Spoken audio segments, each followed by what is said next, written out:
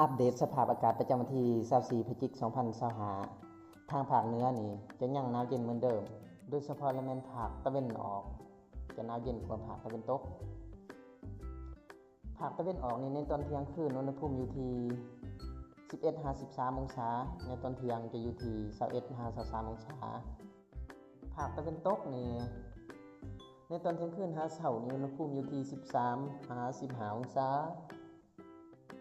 ในตอนเที่ยงจะอยู่ที่22-26องศาแล้วก็มีบางเขตจะหนาวเย็นกว่าหมู่เช่นว่าแขวงหัวพันเสียงขวางไชยสมบูรณ์อากาศจะหนาวเย็นในช่วงเที่ยงคืนหาเช้านี่อยู่ที่8-11องศาในตอนเที่ยงจะอยู่ที่18-21องศาแล้วก็จะมีลมพัดคอยมาเบิ่งทางภาคกลางนี่อุณหภูมิในตอนเที่ยงคืนหาเช้านี่อยู่ที่15-20องศาในตอนเที่ยงอยู่ที่25-27องศาแล้วก็มีบางเขตอุณหภูมิจะหนาวเย็นนี่เช่นว่าภาคตะวันออกของแขวงบุรีคำไส้และก็ภาคตะวันออกของแขวงขมวนอยู่เขตดังกล่าวจะหนาวเย็นคือเก่าตอนเที่ยงคืนจะอยู่ที่9-13องศาในตอนสวยอยู่ที่19-22องศาแล้วก็จะมีลมพัดในระดับคอยนี่อยู่แขวงเวียงจันทน์นครหลวงแล้วก็กลางคืนนี่จะคอยกว่ากลางเว้นเนาะพัดในระดับคอยแต่ว่ากลางคืนนี่จะคอยกว่ากลางเว้นแล้วก็พัดปานกลางอยู่บริคำไส้และก็ขมวนจะพัดแห้งในช่วง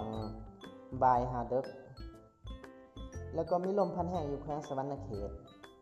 ลมจะพัดแห้งนี่ในตอนสวยหาดึกส่วนว่าตอนเที่ยงคืนหาเช้าในระดับปานกลางสำหรับอยู่แขวงสวรรณเขตมาเบิ่งทางภาคใต้นี่ตอนเที่ยงคืนนี่หาเช้านี่อุณหภูมิอยู่ที่20-22องศาในตอนเที่ยงอยู่ที่27-31องศา